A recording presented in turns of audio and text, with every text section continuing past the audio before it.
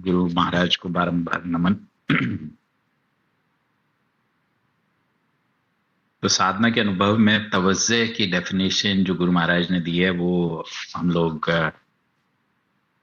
कुछ हफ्तों से देख रहे हैं। तो उसी में ये सत्संग की डेफिनेशन ये है। तो उसी से शुरू करते हैं कि यह क्रिया ऐसी है जिसमें साधक को कुछ नहीं करना होता, केवल अपनी तवज्जो गुरु की ओर झुकानी होती है और उस समय यह उसका आसरा लेकर बैठ जाता है और उसकी ओर से शक्ति आने का इंतजार करता है और आने पर उस शक्ति को ग्रहण कर उससे लाभ उठाता है। इसको तवज्जो लेना कहा है। इसके बाद तवज्जो देने की बात है। उस समय गुरु प्रथम अपनी सुरति की धार शिष्य में प्रवेश कर शिष्य की सुरति से उसका संगम करता है, फिर दोनों को ऊपर खींचता है और जितना ऊंचा समझता है वहां ले जाता है। यह गुरु की यह शक्ति ही शिष्य के चक्र खोलती है, उसे शक्तियां अर्पण करती है, उसके मल आवरणों को हटाकर शुद्ध और निर्मल बनाती है और मोक्ष धाम तक ले जाती है। इसी को तवज्जो देना का। अपनी करंट शिष्य के अंदर पहुंचाकर उसकी शक्तियों को चालू कर देना, उसे माया से आत्मदेश की ओर खींच लेना और अज्ञान का आवरण हटा देना, उसे प्रकाश हटाकर उसको प्रकाश में ले जाके खड़ा कर देना ही तवज्जो दे। ये हमने तवज्जो की डेफिनेशन, सत्संग की डेफिनेशन देखी थी। तो आगे अब ये तवज्जो तीनों शक्तियां यानी प्राण, मन और आत्मा, तवज्जो 3 लेवल्स की गुरु महाराज ने बताई। तो तांत्रिक योगी अधिकतर प्राण शक्ति का प्रयोग करते हैं, मनोयोगी मानसिक शक्तियों के प्रभाव से उसे आकर्षित करते हैं और अध्यात्म योगी आत्म शक्ति अर्पण कर शिष्य को माया के मंडल से आत्मा के देश में पहुंचा देते हैं। ये 3 गुरुओं के लेवल हो गए। तो प्राण शक्ति से वह अन्न में से उठाकर प्राण में तक ले गए, मानसिक शक्ति से मनोमय कोश को पार किया। लेकिन इससे आगे ये दोनों शक्तियां बेकार हो जाती हैं और आत्म शक्ति संपूर्ण बंधन काटकर निज धाम तक पहुंचा देती। तो इसीलिए तो गुरु में भेद कबीरदास जी ने कहा कि वेदों ने इस मायावी ब्रह्मांड को 7 खंडों में विभाजित किया और जैसे उपनिषदों की पंचकोशी विद्या ने 5 में किया, वेदों ने इसको 7 में किया। भू भुव स्वः मह जनः तपः और सत्य। भू सबसे नीचे का तबका है, भुव उससे ऊंचा है, सूक्ष्म है, स्वः उससे भी ऊंचा है और सूक्ष्म है। इसी प्रकार एक दूसरे से ऊंचे उठते जाते हैं और सूक्ष्म होते चले जाते हैं। तपः और सत्य नाम के मंडल अति सूक्ष्म और आत्मदेश के समीप है। सत्य देश माया का अंतिम स्थान है। प्रकृति की धार अपने निज भंडार से फूटकर सबसे प्रथम यहाँ ठहरती है। निर्गुण ब्रह्म यहाँ आकर सगुण बन जाता है। निराकार चैतन्य आकार धारण कर लेता है। माया चैतन्य से यहाँ समागम करके रचना का प्रोग्राम करती है। आगे नाम और रूप की उपाधियां आती हैं। तो इस स्थान को ही ब्रह्मदेश, गोलोक इत्यादि नाम से पुकारा और वेदांत ने इसको आनंदमय कोश कहा। सच्चिदानंद के गुण प्रकट हो चलते हैं, इसलिए यहाँ का निवासी सच्चिदानंद, अनंत देव, पार ब्रह्म, काल पुरुष इत्यादि कहलाता है। इससे नीचे तपह लोक है, जिसको वेदांत की भाषा में विज्ञान में कोश कहा। यह भी बहुत ऊंचा, अति सूक्ष्म है। प्राणी किसी तरह से उद्योग कर या गुरु कृपा से चढ़कर इस लोक तक अपने को ले गया तो फिर किसी काल में नीचे नहीं, वहां से आगे बढ़ता हुआ मोक्ष प्राप्त कर लेता है। जना लोक तक तो उठने और पतन होने का आवागमन रहता है। आगे तपह लोक में जाकर उसे छुटकारा मिल जाता है। यह दोनों स्थान आत्मशक्ति द्वारा ही मिल सकते हैं। मन और प्राण की शक्तियां यहां तक नहीं पहुंचती। प्राण की शक्ति से भू स्व लोक अथवा अन्न में और प्राण में, और मानसिक शक्ति से मह और जन लोक अथवा मनोमय कोश और आत्मशक्ति से तपह सत्य लोक अथवा विज्ञान में और आनंद में कोश पार किए जाते हैं।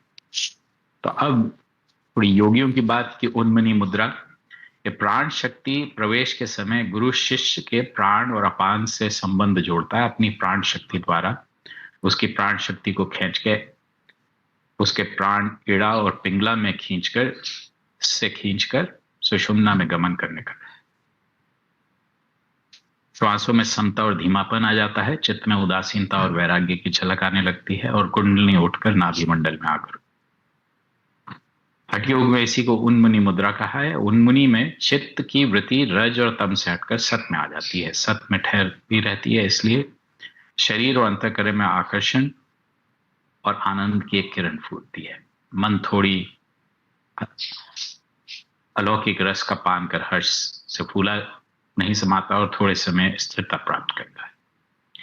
अब बुद्धि शांत और गंभीर हो अपने कार्य कुछ रोक देती है। अहंकार अथवा जीव सर्वथा अपने को लय या फना तो नहीं कर पाता, परंतु भूला हुआ सा एक ऐसी दशा में बहने लगता है जिसमें कुछ कुछ होश और कुछ कुछ बेहोशी की अवस्था, ना तो उसको शांति कह सकते और ना शांति, दरमियानी सी हालत है। हठयोग प्रदीपिका में उन्मनी मुद्रा का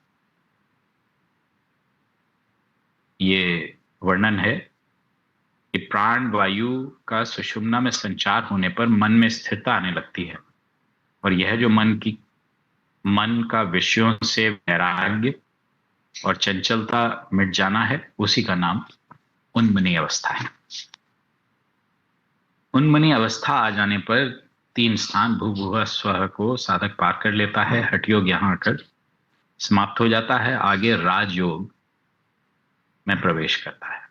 प्राण में कोश से उठा के अपने को मनोमय में ले आना, साधारण धारणा ध्यान की क्रिया से मह और जन स्थान पर सफर तय करना राजयोग कहलाता है। राजयोग में रेचक और पूरक के अभ्यास की आवश्यकता नहीं रहती, बल्कि केवल कुंभक साथ रहता है, जो मन की एकाग्रता के साथ स्वयं ही हो जाता है। कुंभक द्वारा प्राण रोकने और चित्त को निराश्रय करने का जो अभ्यास है, उसी को राजयोग कहते हैं। ये गोरखनाथ जी का लिखा है, उसका नाम केवल कुंभक। प्राणायाम में जो कहा जाता है वह केवल कुंभक ही है। रेचक और पूरक प्राणायाम केवल कुंभक की अवस्था प्राप्त करने के साधन है। केवल कुंभक के सिद्ध होने पर उनकी आवश्यकता नहीं रहती और उनको छोड़ सकते हैं। इस राजयोग की अवस्था को अभ्यासी अपने आप भी प्राप्त कर सकता है और गुरु की संकल्प शक्ति अथवा कुब्बत इरादी के सहारे भी इसे ऊपर ले जा सकता है।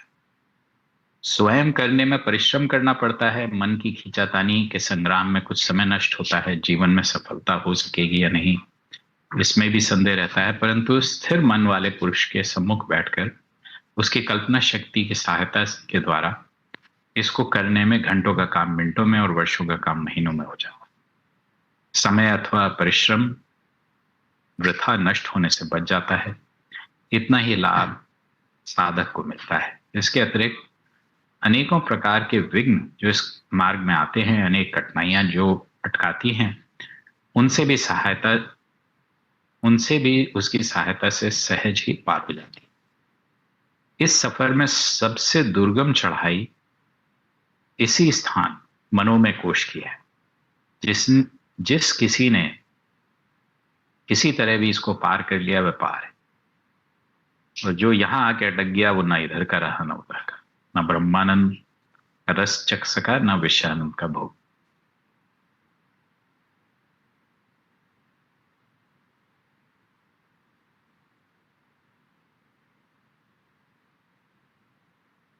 तो तात्पर्य यह है कि जीव की 3 गतियां हैं। या तो यहाँ के भोग विलास में मस्त होकर विषय आनंद का रस लेता है, या शास्त्रीय कर्मों को करता हुआ जैसे यज्ञ दान इत्यादि वह स्वर्ग धाम का सुख भोगता है। जहां पर अनेक प्रकार के भोग विलास और आनंद हैं, दुख लेश मात्र भी नहीं है, अथवा अंतर्मुखी वृत्ति द्वारा योग साधना करते हुए पूर्ण ज्ञान और पूर्ण अनुभव को प्राप्त कर निर्वाण पद में जा पहुंचता, हमेशा के लिए माया के बंधन तोड़ फेंकता है और आवागमन का चक्र काट डालता है। सारा संसार इन्हीं तीन में बहा चला जा रहा है। अधिकतर तो लोग संसारी भोग विलास में ही मस्त है, उससे बढ़कर दूसरा सुख उनकी दृष्टि में कोई नहीं आता। यह सब अविवेकी ऐसे स्थानों में डाले जाएंगे जहां दुख ही दुख है। इन अंधकार में ही लोगों का नाम ही नरक का है, चाहे वह इस पृथ्वी पर हो अथवा इस ब्रह्मांड की दूसरी पृथ्वियों पर। दूसरी श्रेणी में वो लोग जो संसारी कर्मों से वैराग्य तो नहीं लेते, परंतु उन कर्मों में अच्छे बुरे विचार रखते हैं, धर्मशास्त्र से इनको वर्जित किया है, जिसमें ना अपना स्वार्थ सत्ता है और दूसरों को क्लेश पहुंचता है, उनसे बचते हैं, और जिनसे दूसरों की भलाई होती है स्वर्ग और अपना नरक की काम भी बात निकलता करके है। गुरु महाराज ब्रह्मलोक की बात कर रहे हैं कि इन तीनों के परे, यानी नरक, स्वर्ग और मध्य के परे चौथा ब्रह्मलोक है, जहां पहुंच के जीव मोक्ष की निचली अवस्थाओं में तैरता रहता है और कुछ काल पीछे आगे बढ़ता हुआ कैवल्य धाम में जा पहुंचता है, जहां से फिर आना नहीं होता। यह पंचम लोक के नाम से प्रसिद्ध है। स्थूल सूक्ष्म कारण माया के परे है। कर्म में जब तक सकामता रहती है, जब तक गर्ज अपनी शामिल रहती है, तब तक योग समाधि हो, भक्ति हो, अनन्य प्रेम हो, चाहे दान या यज्ञ हो, उसे स्वर्ग से ऊपर नहीं ले जा सकते। मोक्ष निष्कामता और निर्वासिता से प्राप्त होती है। निष्कामता के अर्थ है कि कोई भी गरज न रखना, यहां तक कि मोक्ष की इच्छा भी दिल में ना है, इसी को निर्वासिता कहते हैं। दिल में कोई इच्छा लोक परलोक अथवा उससे परे की भी ना रहे, निर्वासित होना कहलाता है। यह राजी और रिजा की हालत है, पूर्ण समर्पण की एक अवस्था है जो बिरलों के भाग्य में आती है, और इसी का फल मोक्ष है।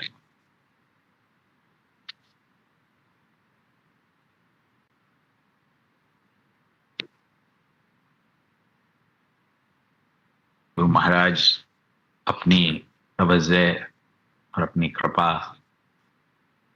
से हम लोगों को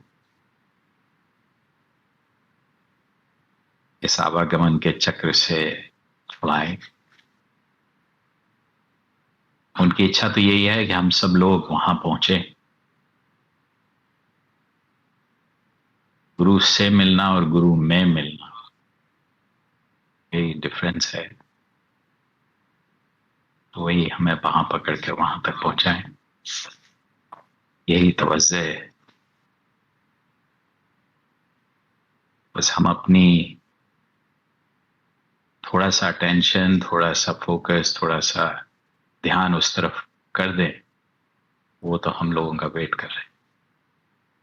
2 मिनट इसकी प्रार्थना के साथ निवेदन को।